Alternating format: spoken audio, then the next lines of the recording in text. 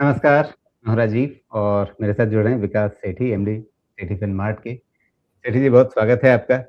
बाज़ार में आज थोड़ी उलटफेर की स्थिति बनी रही। शुरुआत में लगा जैसे दबाव है, लेकिन अंत में फिर बाज़ार ने अपने आप को सँभाला और फिर अंततः सेंसेक्स निफ्टी हरे निशान में बंद हुए।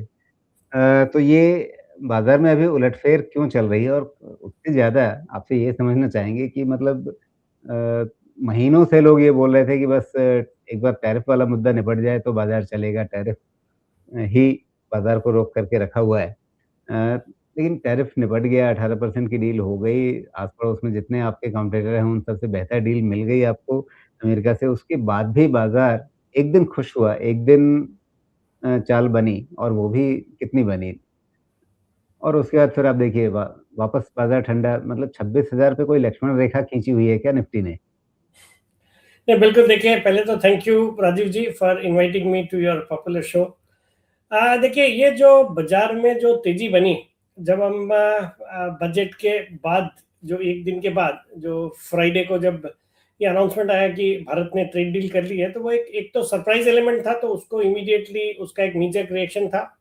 बाकी डील के कॉन्टूर्स अभी आने बाकी है, और जिस तरह की डोनाल्ड ट्रंप जिस तरह से बिहेव कर रहे हैं, जिस तरह की उनकी रेपुटेशन है आजकल, तो जब तक ये साइंड, सील्ड और डिलीवर्ड नहीं हो जाता, तब तक लोगों के मन में थोड़ी आशंका है ही है।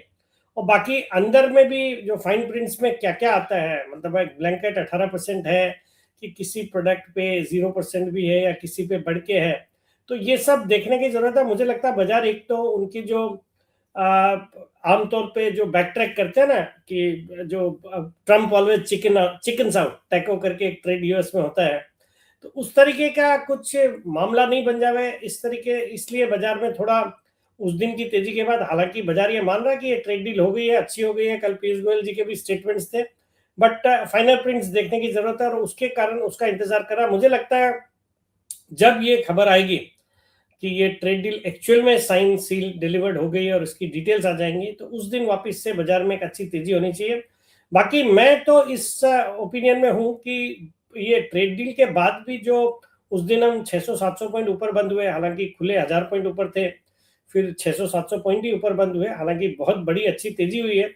और उसके बाद के जो सेशंस थे, उसमें कुछ कुछ सेक्टर स्पेसिफिक ही ज्यादा बिकवाली थी, बाकी ओवरऑल मार्केट्स ठीक थे। 2-3 दिनों से आईटी स्टॉक्स जिनका वेटेज है इंडेक्स के ऊपर, निफ्टी और सेंसेक्स के ऊपर, तो उनमें एक भारी गिरावट, जो यूएस में एक कंपनी एंथ्रो, क्या नाम था, जो भी एंथ्रोपिक्स। नहीं नहीं नहीं, जो एंथ्रोपिक या जो भी एक नई कंपनी आई है ना, जिन्होंने एक टूल्स जो निकाले हैं जिससे जी, हाँ, सॉफ्टवेयर, एंथ्रोपिक है। Anthropic, Anthropic correct. तो जी। उसकी वजह से दुनिया भर में जो सॉफ्टवेयर सर्विसेज वाली कंपनियों में गिरावट है, और हमारे यहाँ भी इंफोसिस, टीसीएस, विप्रो, एचसीएल टेक, जो कि हेवीवेट्स है इंडेक्स के, तो उनमें गिरावट है। तो उस वजह से भी निफ्टी, सेंसेक्स में जितनी गिरावट दिख रही है, बड़ौदा मार्केट्स में उतनी नहीं है। तो ओवरऑल, बट मुझे लगता है markets are waiting for the final outcome of the US India trade deal. इसके जब पूरे डिटेल्स आ जाएंगे, तो मुझे लगता है वो अगर इसी तर्ज पर रहे जैसे हम मान रहे हैं, तो बाजार में एक अच्छी तेजी वापस से होनी चाहिए, and we should be headed for new highs again. जी। तो ये न्यू हाइज़ अगेन जब होगा, तो फिर उसके बाद कितनी बड़ी चाल बनेगी? यानी अभी आपके हिसाब से बाज़ार को मतलब टैरिफ की घोषणा हुई, उससे खुशी हुई, लेकिन एक आशंका है कि कहीं ये वापस फिर कुछ मामला पलट ना जाए या फाइन प्रिंट्स में कोई ऐसी बात ना सामने आ जाए जो हमें अच्छी ना लगे।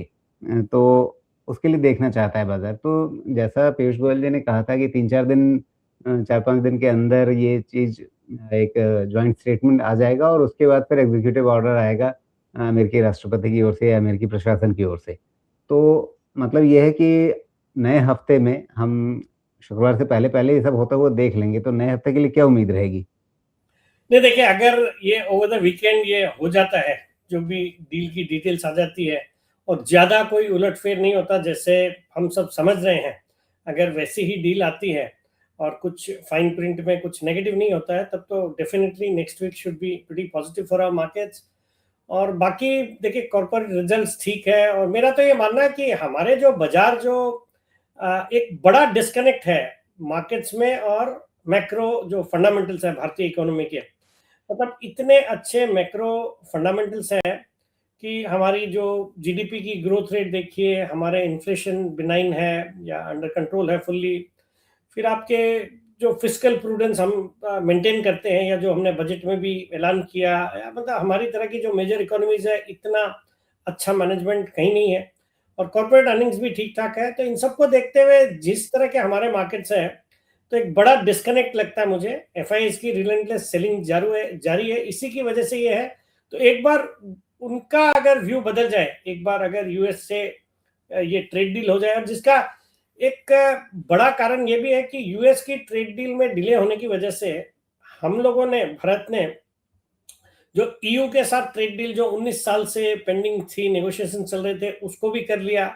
यूके के साथ भी ट्रेड डील कर ली, और भी कुछ कुछ देशों के साथ ट्रेड डील कर ली।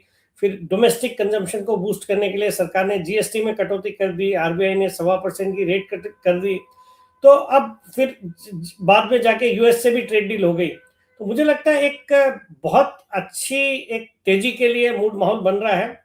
अगर ये ट्रेड डील यूएस वाली भी पॉजिटिव रहती है, कुछ नेगेटिव इसमें नहीं होता है, तो मुझे लगता है कि हमने जो पूरे पिछले साल जो अंडर परफॉर्म किया है, दुनिया के जितने हमारी साइज के मार्केट्स या इमर्जिंग मार्केट्स है, उन सब में सबसे खराब प्रदर्शन हमारा रहा है, हमारे रुपए का भी खराब प्रदर्शन रहा है। मुझे लगता है वी शुड कैच अप। तो I remain extremely positive on this market, अगर ये सिर्फ यूएस से ट्रेड डील पॉजिटिव रहती है तो।